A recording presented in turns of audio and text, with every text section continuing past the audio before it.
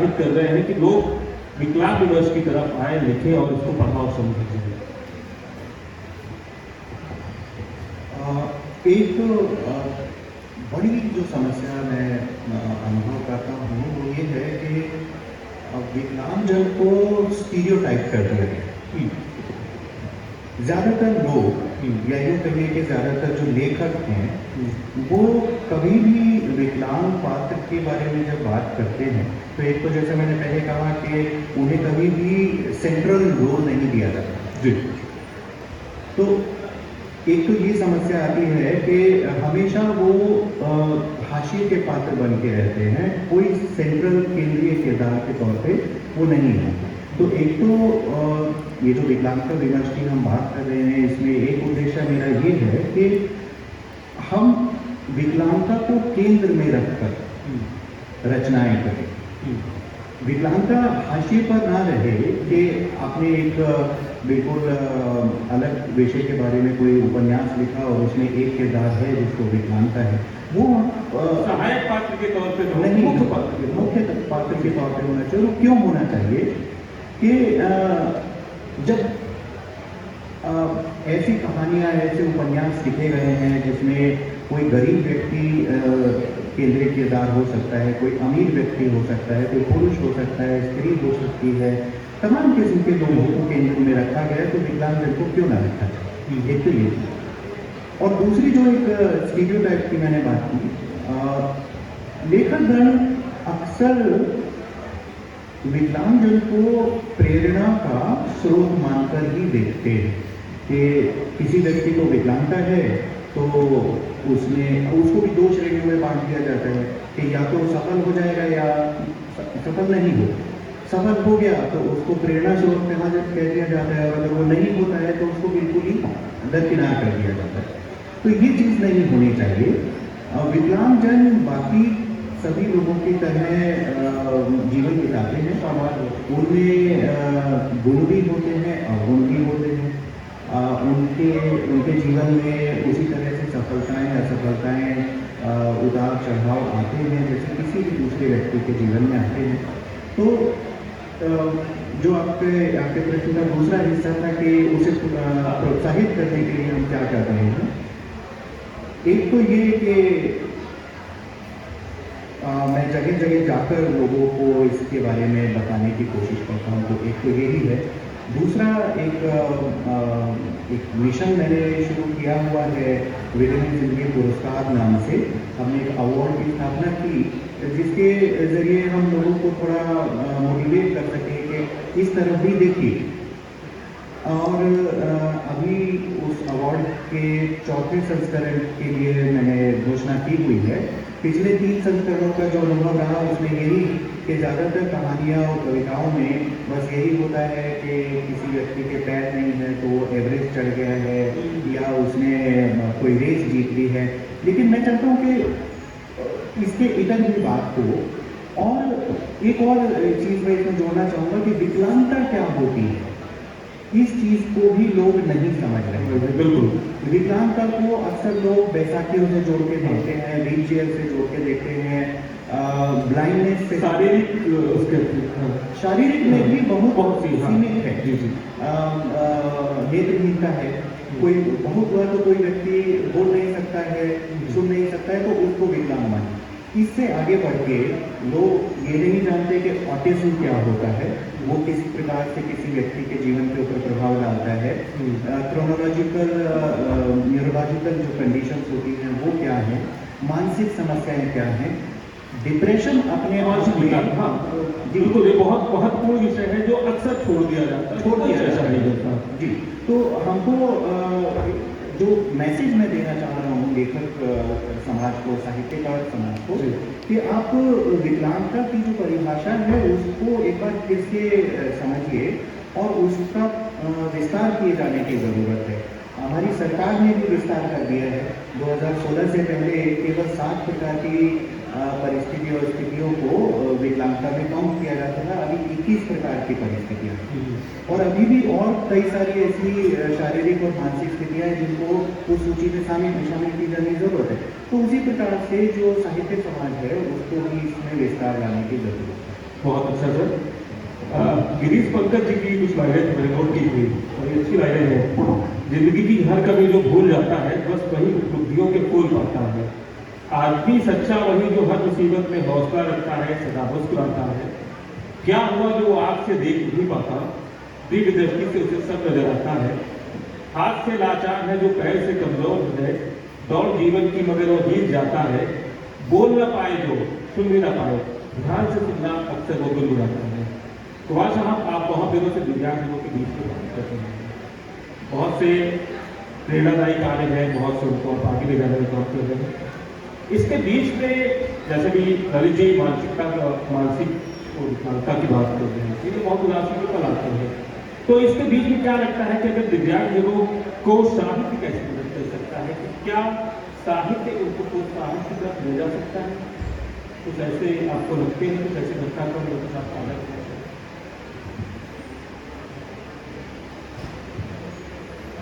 आपके सवाल के पहले हम आपको अपने पहले सवाल के लिए चलेंगे जी। और ललित जी ने उसी बात को थोड़ा विस्तार किया। जैसे उन्होंने कहा कि बहुत से लोग तो जो लिखने वाले को विकलांगता की तमाम सारी और जो उसके आगे निकल की स्थितियाँ वो अभी समझ नहीं पा रहे। यही स्थिति विकलांग नाम से विकलांग शक्ति नाम से पहले कार्यक्रम शुरू किया था। उससे पहले चलिए थोड़ी सी एक मिनट अपनी बात हम कर लें, क्योंकि 30 साल के लिए जब हमारा एक्सीडेंट हुआ, उसके पहले एथलेटिक्स में थे, तो 7-5 घंटे की दौड़ दौड़ते थे, बाइक स्टंटबाजी करके चलाया करते थे। तो एक्सीडेंट के तुरंत बाद फिर हमको कुछ साल तक तो ये समझ में नहीं आता था कि समस्याएं कैसे क्या है और उनको कैसे समाधान उनका होगा। मतलब हमको आज भी अपने आपको हैंडीकैप वाले उसमें ताकि फॉर्म कर पाते हैं। हमने आज तक कोई फॉर्म इस कैटेगरी में इसलिए नहीं भरा, हम मान ही नहीं पाए आपको। लेकिन हमने अपने जिले में काम करना शुरू करा, तो एक हमको लगा कि जैसे जो लोग घर से सक्षम है, जिनके पीछे कोई बैकअप है, हमारे पीछे परिवार था, दोस्त सब लोग थे, नौकरी तो बहुत बाद में आके हुई, लेकिन जो समाज में थोड़ा सा कमजोर तबके के हैं, उनका पहला उनकी बलिदान होगा, ऐसा पहला हमारा सर्टिफिकेट मिल जाए और हमको भत्ता मिलना शुरू हो जाए। ठीक है, स्थिति लेखकों की आप उनकी विकलांगता की बात करिए, तो व्हील चेयर, पैर का काम करो, हाथ का काम करो, बोल नहीं पाता। और जो मानसिक विकलांगता की बात की ललित जी ने, अभी आप सोशल मीडिया खोलिए, दसियों प्रकार के ऐसे वीडियो बने होंगे, इसको आप प्रमोट करिए और इसकी भारत सबूत है, देख नहीं सकता लेकिन गाता बहुत अच्छा है। हमारी समझ में आता है, आंखों से गाता तो उसको परेशान करता, गाना तो मुंह से। हाँ, ये है कठिनता में रह रहा है, वो बेचारा संघर्ष चल रहा है, इस संघर्ष को सामने लाने की आवश्यकता है, संघर्ष को सामने लाने। हाँ, लेकिन संघर्ष को लाने सामने उसका रास्ता वो नहीं है कि आप, लेकिन ये अंधा व्यक्ति इसलिए गा लेता है, उसकी तारीफ करें। यही जो ललित जी ने ये बात की, ये यही बिंदु हमको बनाना है। और क्योंकि जैसे हमने कहा कि दिव्यांग शक्ति के नाम से जो हम यहाँ चला रहे हैं, उसमें हमारा उन सब सीधे पहले क्या रखते हैं कि ना हम आपका सिफारिश करेंगे डॉक्टर से, ना हम आपको सरकार सिफारिश करेंगे डीएम को। आप क्या काम करते हैं? आप एक पेंटिंग बना लेते हैं, आप बनाइए, हम भी बनाएंगे। आप पापड़ बना लेते हैं, आप पापड़ बनाइए, हम आपको मार्केट में देंगे। आप लिख लेते हैं, लिखिए, हम छपवाएंगे। आप जो कर सकते हैं उसको हम आगे चलेंगे। उसको उसकी इस मानसिकता से नहीं हो पा रहे हैं कि वो भी एक इंसान है, वो विकलांग ऐसा नहीं, वो घुसट की तरह सरकार के भरोसे चले तभी वो जीवन यापन करेगा। सामान्य व्यक्ति की तरह, वो सामान्य व्यक्ति है, जैसे रवि जी का हमारे अंदर अच्छाइयाँ हैं, आज खाली आज हमारे अंदर भी बुराइयाँ हैं, हम भी दूसरे बुराई करते हैं, हम भी दूसरे से खाते हैं, ऐसा वो भी करता है। तो वो पहले लेकिन उस अपनी कंडीशन से उभरे कि उसको सरकार मदद करे तब वो रोटी खाएगा। सरकार उसको पहले हैंडीकैप का भत्ता वो सर्टिफिकेट बना ले तो वो बस में यात्रा करेगा। इसके अलावा जो उसकी कैरेक्टर है उसको लेके वो काम करेंगे, उसको सपोर्ट करेंगे। और जो बात आगे निकल के आ रही है कि यही बिंदु होंगे लिखने वालों के लिए और पढ़ने वालों के लिए। हमारे अंदर से देखते हैं क्लास में चूंकि पढ़ाने का काम है, 2-3 पीरियड खड़े होकर पढ़ाते हैं, लेकिन कहीं बाजार में खड़े हो, साथ में खड़े हो, तो कुर्सी अवेलेबल है, तुम्हारी कुर्सी दो, तुम्हारी दिक्कत देते हैं। तो दिक्कत हमारे शरीर में, दिक्कत अगले के दिमाग में, दिमाग को, हाँ, एक मानसिकता का वो है, चाहे वो लिखने वाला हो या पढ़ने वाला हो, जब तक वो इस चीज से मुक्त नहीं होगा हाँ कि विकलांग व्यक्ति है या वो, जैसा कि चर्चा की थी कि हम फोटोग्राफी करेंगे, दिखाएं फोटोग्राफी कल के दिन फेसबुक पे ये आ जाएगा, इसकी चर्चा करोगे टैक्स से विकलांग की फोटोग्राफी अच्छी करता है, मतलब टैक्स थोड़ी फोटो खींचे जी हाँ, पैर से विकलांग होने के बाद हम दौड़ रहे होते हैं, आगे उसी 5-7 मीटर दौड़ रहे होते हैं, तो ये चर्चा की बात हो सकती है। लेट रनर की बात होती है, तो हाँ ये भी चर्चा होनी चाहिए। तो हम सबको इस मानसिकता से मुक्त होना पड़ेगा, और ऐसा नहीं कि एक बुंदेलखंड में जो भी बैठे थे, बुंदेलखंड ये कहावत होता है, यहाँ कहा जाता है गधे ने मुंह उठाया तो रहेगा, तो गधे ने मुंह उठाया है साहित्य में बस के लिए, तो वो रहेगा आज नहीं वो कल लेके, लेकिन रहेगा। गद्दू जी, मैं आपसे एक सवाल ये करना चाहूँगा। मैं एक बात आप इन्हीं बात में, क्योंकि प्रश्नों पे प्रश्न करने से विमर्श सही दिशा में नहीं जाएगा, बातों में बात निकलती है तो विमर्श सही दिशा में जाता है। अभी कुमारेन जी ने जो बात कही, मैं ये जो ये बात कही ना कि मैंने तो दोनों पारियां खेली, सही बात है, कुमारेन जी ने दोनों पारियां खेली, एक गैर विकलांगता वाला जीवन भी एक अच्छा सफल जीवन दिया, और जिसे विकलांगता वाला जीवन वो भी सफल जीवन जी रहे हैं। मैं साहित्य में विमर्श को इससे जोड़ना चाहती हूँ। जब हम विमर्श की बात करते हैं तो हमारा ये सारी बातें कि मैं समाज के लिए क्या कर रही हूँ, ये समाज के लिए क्या कर रहे हैं, ये हमारे सरोकार में, ये सामाजिक सरोकार में, इसका आज के सत्र से मुझे नहीं लगता कि इसका कोई भी मतलब है। हमारी मोटिवेशनल बातें करना इसका कोई, लेकिन मैं ये बात करना चाहती हूँ कि आपने एक बात कही ना कि बहुत दिन तक तो मुझे समझ ही में नहीं आ रहा था। मैं ये कहती हूँ कि जब विकलांग विमर्श की कहानियाँ लिखी जाएंगी तो कंचन सिंह चौहान की कहानी अलग तरह से लिखी जाएगी, कुमारेन सिंह की कहानी अलग तरह से लिखी जाएगी। कारण क्या है, मैं अपने जीवन में मेरे जैसा कोई पात्र जो विकलांगता के साथ जन्म लेता है वो अपग्रेड होता है, और कुमारेन जी जैसा पात्र जो कि अच्छा खासा चलता फिरता और अपने जीवन को सफलता के शिखर पर ले जा रहा है और अचानक से गिरता है, उसकी साइकोलॉजी अलग हो जाती है, उसका अपग्रेडेशन नहीं है, वो फिर नीचे आ रहा है उसमें, और फिर नीचे उठ के फिर ऊपर जा रहा है, उसकी साइकोलॉजी अलग है। ये जो ऐसा पात्र जो है उसको ये स्वीकार करने में देर लगती है, और जब कहानियां लिखी जाती हैं, जब विमर्श किया जाता है, तो इन्हीं सब मनोविज्ञान पे किया जाता है। तो और दूसरी बात ये जो है कि स्वीकार वाली बात, तो मैं ये कहूँगी सबके अपने अपने तरीके हैं। मैं तो ये कहती हूँ कि पहले मैं जिस फील्ड में करती हूँ मतलब लिखने की कोशिश या बात करने की कोशिश, तो मैं ये कहती हूँ कि पहले तो स्वीकार करें कि हम यही हैं, और इसके बाद जब हम चीज़ों को शुरू करते हैं तो ज़्यादा अच्छे से करते हैं। पोस्टमार्टम करना है, जैसे भी आप कह रही हैं। हाँ, या फिर दूसरा करें, जो भी करें, हम और हमने ललित ने और कुमारेन जी ने इसका मतलब किसी प्रकार से ठेका नहीं लिया।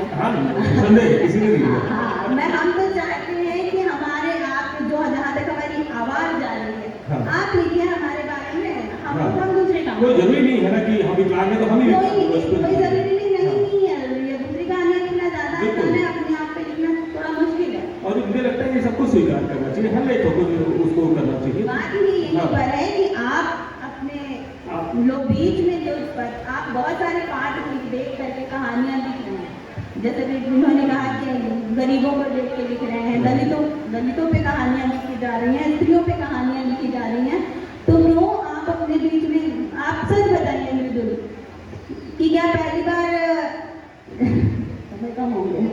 नहीं, आप हमको बोलिए। मैं ये कह रही हूँ, क्या आपने पहली बार कंचन और ललित को ही देखा विकलांगता में जीवन में? शुरू से ही देखने से किया होगा। ऐसे यहाँ पे जितने बैठे होंगे, अगर बगल जाने कितने लोग होंगे, जो भी कहानी गा रहे होंगे, उनके पास कितने होंगे?